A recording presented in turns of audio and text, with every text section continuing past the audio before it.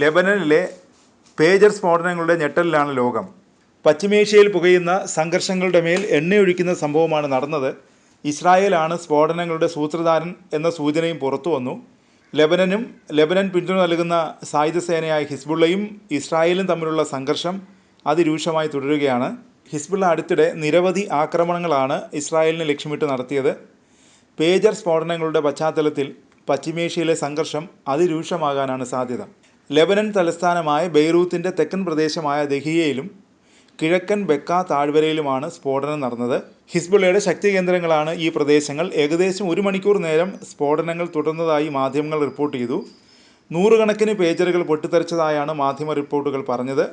പിന്നീട് 1000-ഓളം പേജറുകൾ പൊട്ടിത്തെറിച്ചെന്ന് ഹിസ്ബുള്ള സ്ഥിരീകരിച്ചു.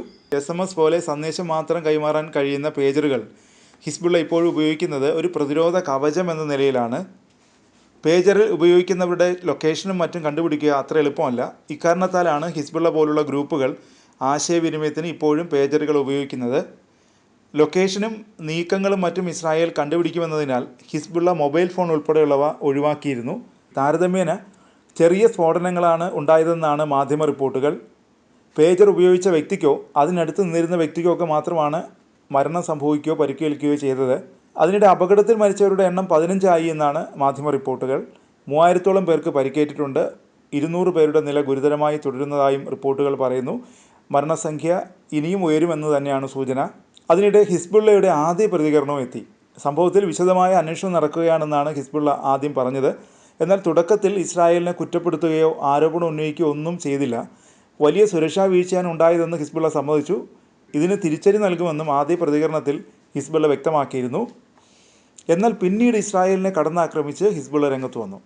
പേജർ സ്ഫോടനങ്ങളുടെ പൂർണ്ണ ഉത്തരവാദിത്തം ഇസ്രായേലിനാണെന്നും ഇസ്രായേലിൻ്റെ ഇടപെടൽ അന്വേഷണത്തിൽ ബോധ്യപ്പെട്ടെന്നും ഹിസ്ബുള്ള അറിയിച്ചു. ഇതിന് അതിശക്തമായ തിരിച്ചടി നൽകുമെന്നും ഹിസ്ബുള്ള തുറന്നടിച്ചു.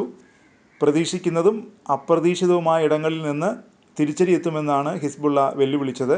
അതിനിടെ പേജറുകൾ ഹിസ്ബുള്ളയുടെ കയ്യിലെത്തുന്നതിന് മുമ്പ് പേജറുകൾക്കുള്ളിൽ സ്ഫോടക വസ്തുക്കൾ ഘടിപ്പിച്ചതാവാനാണ് സാധ്യതയെന്നാണ് പ്രാഥമിക വിലയിരുത്തൽ. പേജറുകളെ റേഡിയോ സിഗ്നൽ ഉപയോഗിച്ചു വിദൂരമായി പ്രവർത്തിപ്പിച്ചതാകാം അതിനാണ് സാധ്യതയെന്നാണ് വിദഗ്ധർ ചൂണ്ടിക്കാട്ടുന്നത്. ആക്രമണം നടത്തിയത് ഇസ്രായേലാണെങ്കിൽ അതിനായി അവരുടെ ചാരസംഘടനയായ മൊസാദ് പേജറുകളുടെ ഉൽപ്പാദന വിതരണ സമയം മുതലുള്ള ഘട്ടങ്ങളിൽ തന്നെ ഇടപെട്ടിട്ടുണ്ടാവാം എന്നാണ് വിലയിരുത്തൽ. പേജറുകൾ പൊട്ടിത്തെറിച്ച സംഭവം വലിയ സുരക്ഷാ വീഴ്ചയായാണ് ഹിസ്ബുള്ള കാണുന്നത്. എന്നാൽ സ്ഫോടനത്തിൻ്റെ ഉത്തരവാദിത്തം ഇസ്രായേൽ ഏറ്റെടുക്കുകയോ നിഷേധിക്കുകയോ ഒന്നും ചെയ്തിട്ടില്ല.